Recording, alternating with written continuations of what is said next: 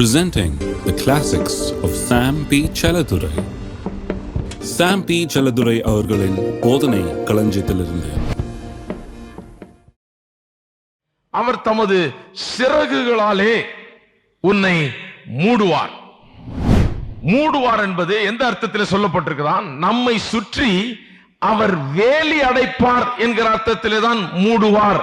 இந்த மூடுவார் என்கிற வார்த்தை ஏதோ ஒரு மூடியை போட்டு மூடுற மாதிரி இல்ல, ஒரு வேலியை போட்டு அடைப்பதை போல என்று எபிரேய நிபுணர்கள் சொல்லுகிறார்கள். பிறகு என்ன சொல்லுகிறது? அவருடைய சத்தியம் உனக்கு பரிசையும் கேடகும் ஆம். கேடகம் என்று சொன்னால் ஷீல்ட் ஆஃப் ஃபெய்த். எபேசியர் 6ஆம் அதிகாரம் 16வது வசனம். பொல்லாங்கன் எய்யும், நல்ல கவனிங்க, பொல்லாங்கன் யார்? பிசாசு. பொல்லாங்கன் எய்யும் அக்கினி ஆஸ்திரங்களை எல்லாம் அவித்து போடத்தக்கதாய் எல்லாவற்றுக்கும் மேலாக விசுவாசம் என்னும் கேடகத்தை பிடித்துக் கொண்டவர்களாய் நில்லுங்கள். எப்போ சத்துரு எய்கிற அக்கினி ஆஸ்திரங்கள் அவித்து போடப்படுகிறது? விசுவாசம் என்னும் கேடகத்தை பிடித்துக் கொண்டு நிற்கிற வரைக்கும், விசுவாசத்தில் உறுதியாக நிற்கிற வரைக்கும் சத்துருடைய அம்புகள் என்ன ஆகிறது? அவன் எய்கிற அம்புகள் அவித்து போடப்படுகிறது. விசுவாசத்தில் தளர்ந்து போங்கள், அவிசுவாசத்தை உடையவர்களாக இருங்கள். என்ன ஆகிறது? அந்த கேடகம் கீழே இறங்கிடுது. கேடகம் என்ன? கையில பிடிச்சிட்டு நிக்கிறோம் இல்லையா? பிசாசு பொல்லாங்கானவன் அம்புகளை எய்கிறான், நம்ம எதிர்த்து வருகிறான். அவன் எய்கிற அம்புகள் நம் மீது படாதபடிக்கு இந்த கேடகளை பிடித்து நிற்கிறோம். அது என்ன கேடகம்? விசுவாசம் என்னும் கேடகம். இந்த விசுவாசத்துல குறைவுபட்டால், இந்த ட்ரஸ்ட்ல குறைவுபட்டால், விசுவாசம் குறைவுபடுமானால் அந்த கேடகத்தை கீழே இறக்கி வச்சது போல ஆயிடும். அப்ப என்ன ஆகும்? அம்புகள் வந்து நம்மை பாய்ந்து தாக்கக்கூடிய சக்தி உண்டாகிறது. விசுவாசம் என்னும் கேடகம். அவருடைய சத்தியம் உனக்கு கேடகமாம். பரிசை, பரிசை என்று சொன்ன பக்லர் என்று ஆங்கிலத்திலே சொல்லப்பட்டிருக்கிறது. அந்த வார்த்தைக்கும் என்ன அர்த்தம்? நம்மை சுற்றி பாதுகாப்பாக வைக்கப்பட்டிருக்கிற ஒன்று. நம்மை சுற்றி பாதுகாப்பாக வைக்கப்பட்டிருக்கிற ஒன்று என்ற அர்த்தம் பரிசைக்கும்.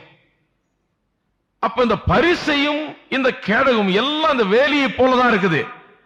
இந்த கேடகம்னா விசுவாசம் என்னும் கேடகம். அது எப்ப கேடகமா இருக்கும்? விசுவாசம் உள்ள வரைக்கும் அந்த கேடகம் எல்லா அம்புகளையும் தடுத்து நிறுத்தும், அவித்து போடும். விசுவாசம் இல்லாத போது அந்த அம்புகள் நம் மீது வந்து பாய்கிறது, கேடகத்தை கீழே போட்டது போல ஆகிறது. பரிசை என்றால் என்ன? அதுவும் நம்மை சுற்றி வைத்திருக்கிற ஒரு வேலியை போல் உள்ளது. நம்மை சுற்றி ஆண்டவர் வேலி போட்டு காத்து கொண்டிருக்கிறார். திருப்பம் யோபுவுக்கு. கர்த்தரிடத்திலே சாத்தான் சொல்லுகிறான், அவனுக்கு உண்டான எல்லாவற்றையும் சுற்றி நீர் வேலி அடைத்திருக்கிறீர், அவன் கையின் கிரியைகளை ஆசீர்வதித்தீர், அவனுடைய சம்பத்து தேசத்தில் பெருகிற்று. வேலிக்கு வெளியே நின்று சாத்தான் பார்க்கிறான், இவன் பணக்காரன் ஆகிட்டே போறான், இவன் ஆசீர்வாதம் ஆகிட்டே போறான், இவனுடைய சம்பத்துகள் வளர்ந்து கொண்டே இருக்குது, இவனுடைய சொத்துக்கள் அதிகமாகிக் கொண்டே இருக்குது, இவன் பெரிய ஆளாகிக் கொண்டே இருக்கிறான். 11ஆம் வசனம். ஆனாலும் உம்முடைய கையை நீட்டி அவனுக்கு உண்டானவைகள் எல்லாவற்றையும் தொடுவீரானால், அதாவது அழிப்பீரானால், அப்பொழுது அவன் உமது முகத்துக்கு எதிரே உம்மை தூஷிக்கானோ பாரும் என்றான். இந்த சாத்தான் இருக்கான் பாருங்க, ரொம்ப பெருமை பிடிச்ச சாத்தான். இயேசுவை 2000 வருஷங்களுக்கு முன்னால சோதித்தான். 40 நாள் உபவாசம் எடுத்து வந்த பிறகு என்ன பண்ணான்? இயேசுவை சோதித்தான். இந்த கற்களை அப்பமாக மாற்றும் என்று சொன்னான், உப்பரிகின் மேல இருந்து கீழே குதியும் என்று சொன்னான், என்னை விழுந்து பணிந்து கொள்ளும் என்று சொல்லுகிறான். இப்படி சோதித்தானே இயேசுவை. இவன் இயேசுவை சோதித்தது மட்டுமில்ல, அதுக்கு ரொம்ப வருஷங்களுக்கு முன்பதாகவே தேவனையே சோதிக்க பார்த்தான். ஹலோ, தேவனையே சோதிக்க பார்த்தான். எப்படி சோதிக்க பார்த்தான்? உம்முடைய கையை நீட்டி இந்த யோபு ஆகிய உம்முடைய தாசனை தொடும். தொடும்னு சொன்னா நல்லபடியா இல்ல, அவன் அழித்து போடும். உம்முடைய கையை நீட்டி கொஞ்சம் நாசம் பண்ணும் என்று சொல்லுகிறான். தேவன் நாசம் பண்ணுகிறவரா? பிசாசு சோதிச்சு பார்க்கிறான், பண்ணுவாரான்னு. தேவன் நாசம் பண்ணுகிறவரா? கர்த்தர் பண்ணவில்லை. கர்த்தர் சாத்தானை நோக்கி, இதோ அவனுக்கு உண்டானவை எல்லாம் உன் கையில் இருக்கிறது, அவன் மேல் மாத்திரம் உன் கையை நீட்டாதே என்றார். அப்பொழுது சாத்தான் கர்த்தருடைய சந்நிதியை விட்டு புறப்பட்டு போனான். நல்லா கவனிங்க. இப்போ திடீர்னு வேலி என்ன ஆச்சு? பெரிய வேலி, அவனை சுற்றிலும் அவன் குடும்பத்தை சுற்றிலும் அவனுக்குள்ள எல்லாவற்றை சுற்றிலும் இருந்த அந்த பெரிய வேலி இப்ப சின்ன வேலி ஆயிடுச்சு. பெரிய வேலி எல்லாவற்றை சுற்றிலும் பாதுகாப்பா போடப்பட்ட வேலி இப்ப அவனை மட்டும் சுற்றி பாதுகாப்பா போடப்பட்டிருக்க ஒளிய மற்றவர்கள் எல்லாம் அது விட்டுருச்சு. இவனை சுற்றி பாதுகாப்பா போடப்பட்டிருக்கிறதும் இவனுடைய உயிர் போகாதபடிக்கு பாதுகாக்க மட்டும்தான். ஒரு குறிப்பிட்ட அளவுல தான், ஒரு எல்லைக்குட்பட்ட விதத்திலே தான், எல்லாவற்றையும் பாதுகாக்க அல்ல. இவனுக்கு சுகத்தையும் இவனுடைய ஐஸ்வர்யத்தையும் பாதுகாக்க அல்ல, வெறும் அவனுடைய உயிரை மட்டும் பாதுகாக்கும்படியாக அந்த வேலி சிறிய வேலியாக ஆய்விட்டது. நல்லா கவனிச்சீங்களா? கர்த்தர் நம்மை சுற்றி வேலி அடைக்கிறார். நம்மை சுற்றி வேலி இருக்கிறது என்று சாத்தானுக்கு தெரியும். அந்த வேலி எப்படி வேலை செய்கிறது? விசுவாசத்தினாலே அது வேலை செய்கிறது. விசுவாசம் கொண்டிருக்கும் போது அந்த வேலி தடுத்து நிறுத்துகிறது பிசாசை.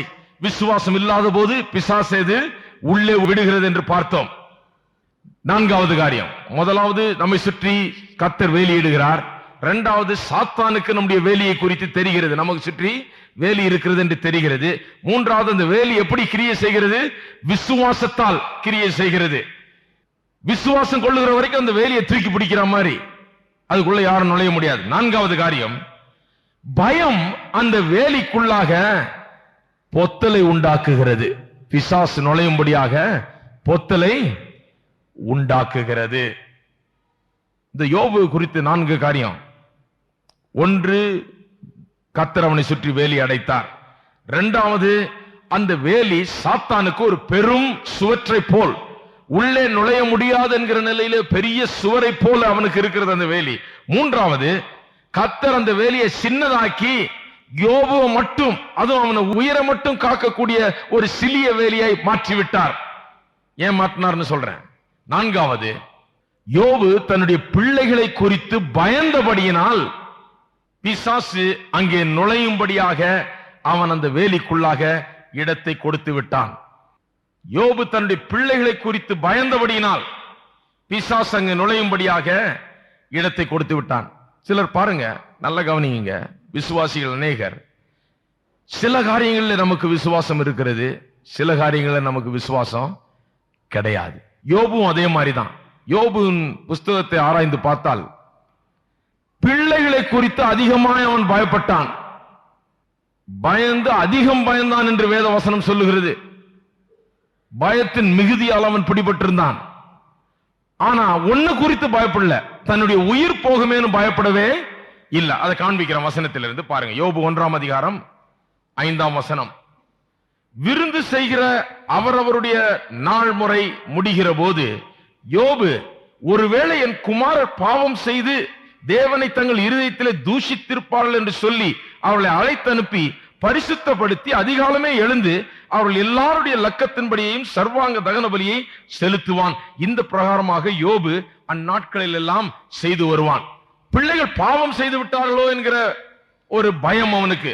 பிள்ளைகள் கொஞ்சம் சரியில்லை, இவரெல்லாம் பாவம் செய்கிறார்களே என்று சொல்லி அப்பப்ப அவர்களுக்காக பலிகளை செலுத்தி அந்த பயத்துல, பிள்ளைகளை குறித்து இருக்கிற பயத்தில் அவர்கள் மேலதான் நாசமோசம் வந்துடுமோ, இப்படி வாழ்கிறார்களே என்று சொல்லுகிற பயம் அவனுக்கு ஏற்கனவே இருந்து வந்தது. யோபு 3ஆம் அதிகாரம் 25-26ஆம் வசனம் இன்னும் காண்பிக்கிறது பிள்ளைகளை குறித்த பயம். நான் பயந்த காரியம் எனக்கு நேரிட்டது, நான் அஞ்சினது எனக்கு வந்தது, எனக்கு சுகமும் இல்லை, இளைப்பாறுதலும் இல்லை, அமைதலும் இல்லை, எனக்கு தத்தளிப்பே நேரிட்டது. பிள்ளைகளை குறித்து மட்டுமல்ல, அவன் மற்ற அநேக காரியங்கள், தன்னுடைய சொத்து, சுதந்திரம், சுகம் எல்லாவற்றையும் குறித்தும் தனக்கு என்ன நேரிடுமோ என்று பயப்பட ஆரம்பிக்கிறான். இவ்வளவு பயத்தின் மத்தியிலேயும் ஒரு காரியத்துக்காக அவன் பயப்படவில்லை. யோபு 19ஆம் அதிகாரத்துக்கு திருப்போம். 19:25-27. ஒரு காரியத்துக்கு அவன் பயப்படவில்லை. அவன் சொத்துக்கள் போய்விடும் பயந்தான், ஆடு மாடுகள் பறி போய்விடும் என்று பயந்தான், பிள்ளைகள் பறிபோய் விடுவார்கள் என்று பயந்தான், தனக்கு உள்ளதெல்லாம் போய்விடுமோ என்று பயந்தான், சுகம் கூட போய்விடுமோ என்று பயந்தான், எல்லாம் பயந்தான். ஆனா ஒரே ஒரு காரியத்தை குறித்து பயப்படவில்லை. என் மீட்பர் உயிரோடு இருக்கிறார் என்றும் அவர் கடைசி நாளில் பூமியின் மேல் நிற்பார் என்றும் நான் அறிந்திருக்கிறேன். நல்லா கவனிங்க, மீட்பரை குறித்து பேசுகிறாருங்க. யோபுவின் புஸ்தகம் வேத சாஸ்திரிகள் சொல்லுகிறார்கள் இருக்கிறதிலே முதலாவது எழுதப்பட்ட புஸ்தகம் என்று. மோசே இஸ்ரவேல் ஜனங்களை எகிப்திலிருந்து வெளியே கொண்டு வருவதற்கு முன்பாகவே எழுதப்பட்ட புஸ்தகமாம் இது யோபுவின் புஸ்தகம். ரொம்ப முதல் எழுதப்பட்ட புஸ்தகம் யோபுவின் புஸ்தகம் என்று சொல்லுகிறார்கள். அப்படியானால் யோபுவுக்கு எப்படி மீட்பரை குறித்து தெரிந்தது? எப்படி அவன் மீட்பரை குறித்து பேசுகிறான்? புதிய ஏற்பாட்டில் அல்லவா மீட்பரை குறித்து போதிக்கப்பட்டிருக்கிறது. அதுவும் பழைய ஏற்பாட்டில் போதிக்கப்பட்டிருந்தாலும் இது ரொம்ப முதல்ல எழுதின புஸ்தகமா இருக்கிறதுனால, இந்த என் தோல் முதலானவை அழுகி போன பின்பு நான் என் மாம்சத்தில் இருந்து தேவனை பார்ப்பேன். இயேசுவை குறித்து பேசுகிறான். இயேசு இரண்டாம் முறையா உலகத்துக்கு வரப்போகிறார், பூமியில வந்து நிற்பார் என்று இரண்டாம் வருகையை குறித்து பேசுகிறான். மூன்றாவது மரித்தோரின் உயிர்த்தெழுதலை குறித்து பேசுகிறான். என்ன சொல்றான்? என் தோல் முதலானவை, என் சரீரம் அழுகி போன பின்பு நான் என் மாம்சத்திலிருந்து எழும்பி தேவனை பார்ப்பேன், அவரை நானே பார்ப்பேன். அவனுடைய சரீரம் உயிர்த்தெழும் என்று நம்புகிறான். நானே பார்ப்பேன், அந்நிய கண்கள் அல்ல, என் கண்களே அவரை காணும். இந்த வாஞ்சையால் என் உள்ளந்திரியங்கள் எனக்குள் சோர்ந்து போகிறது.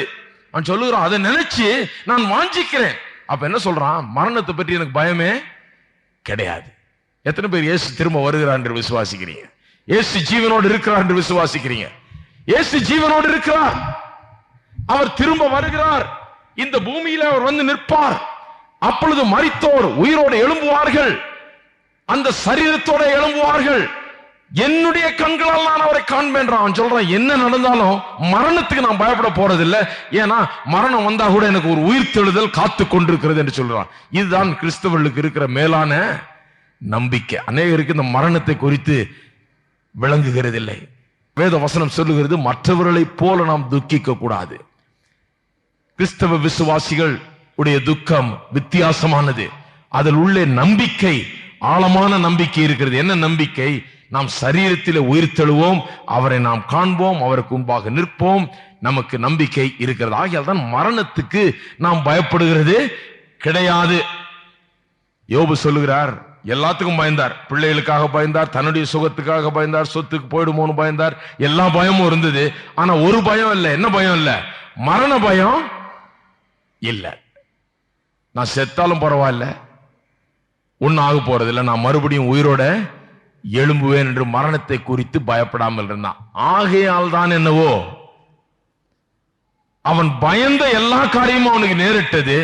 மரணத்தை குறித்து அவன் பயப்படல, அதனால் மரணம் அவனை தொடவில்லை. இருக்கிறீங்களா எல்லாரும்? அவன் எதெல்லாம் நடக்கும் நினைச்சானோ அதெல்லாம் நடந்தது. ஐயோ எனக்கு அழிவு வந்துடும், என் சொத்து போயிடும், என் பிள்ளைங்க போயிடும், ஆடு மாடு போயிடும், எனக்கு என்ன நேரிடுமோ, எப்ப நேரிடுமோ, இப்படின்னு எல்லாத்த பற்றியும் பயந்தான். அத்தனையும் நடந்துருச்சு. மரணத்தை பற்றி மட்டும் பயப்படல. ஆகையால எவ்வளவு சரீர சுகவீனம் வந்தாலும் அவன் மரணம் அடையல, சாகல, உயிரோட இருக்கிறான். எத்தனை பேருக்கு தெரியும் நம்ம எதை விசுவாசிக்கிறோமோ அதை தான் பெற்றுக்கொள்கிறோம்? எங்கெங்கெல்லாம் பயப்படுறோமோ அங்கெங்கெல்லாம் அடி விழுது. வாழ்க்கையின் எந்தெந்த ஏரியாகள்ல, எந்தெந்த அம்சத்துல நமக்கு பயம் இருக்கிறதோ அந்தந்த ரீதியில நாம் பாதிக்கப்படுகிறோம். சரீர சுகத்தை குறித்து பயம் இருக்கிறதா?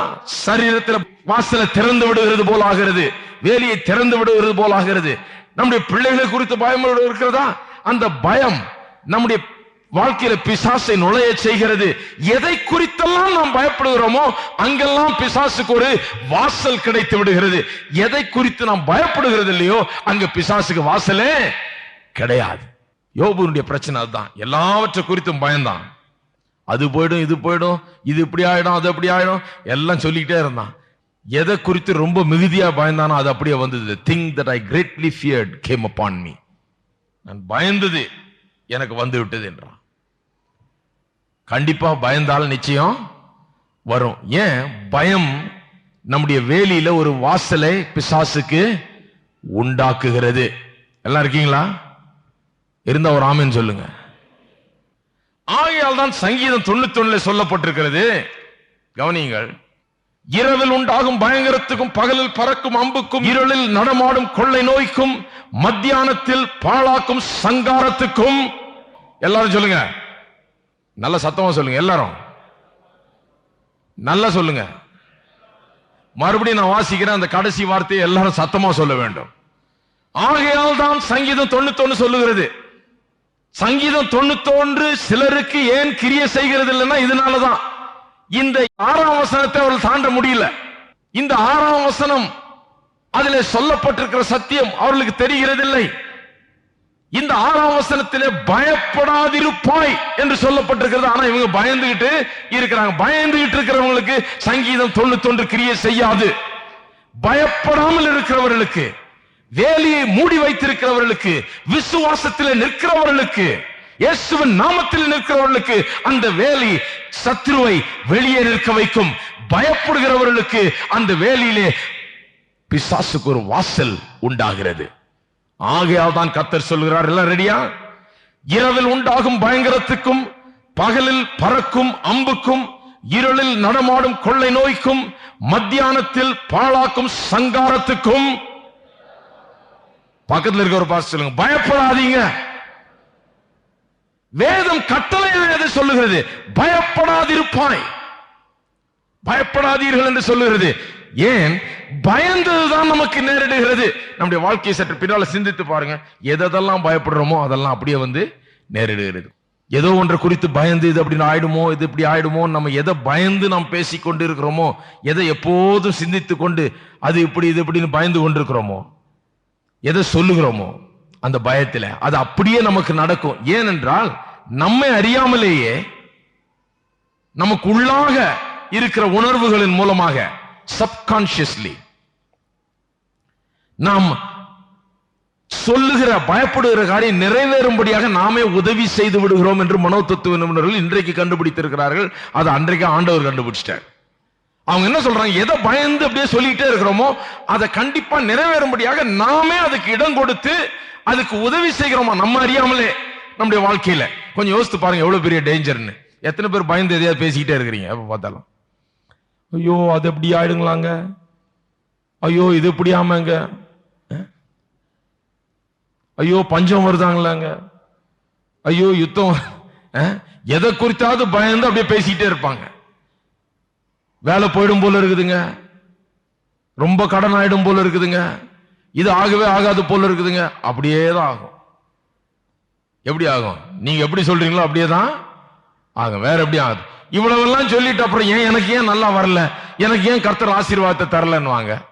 ஆகையால் தான் சொல்றேன், நீங்க சொல்றதே பெரிய தீர்க்க தரிசனம் போல அமைஞ்சிருது உங்களுக்கு. அதை தான் சைக்காலஜில சொல்றாங்க செல்ஃப் ஃபுல்ஃபில்லிங் ப்ராபசி என்று.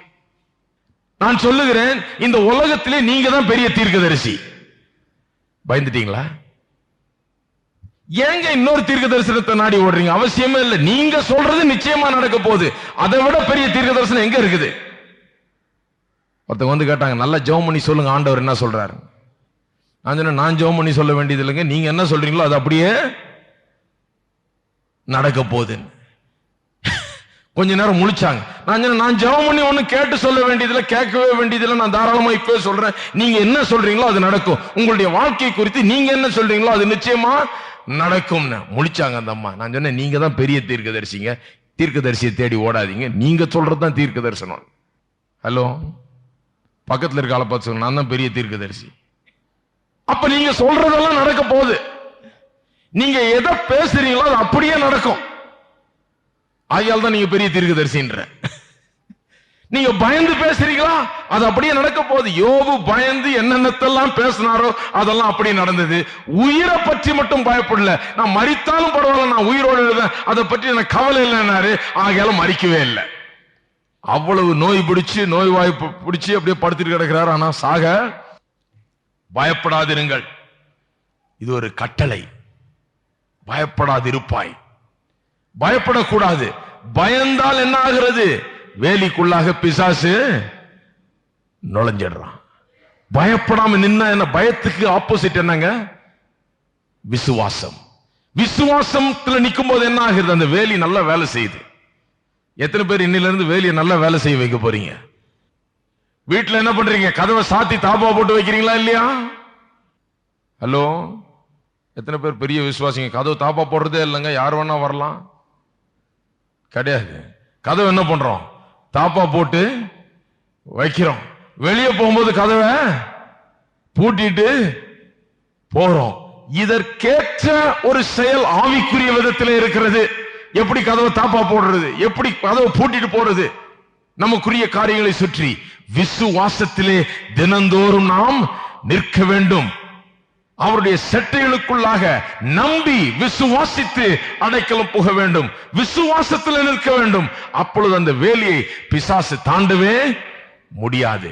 என்னைக்கு நம்ம விசுவாசிக்கலையோ சாத்தான் அந்த வேலியை தாண்டி உள்ள வந்து விடுகிறான்.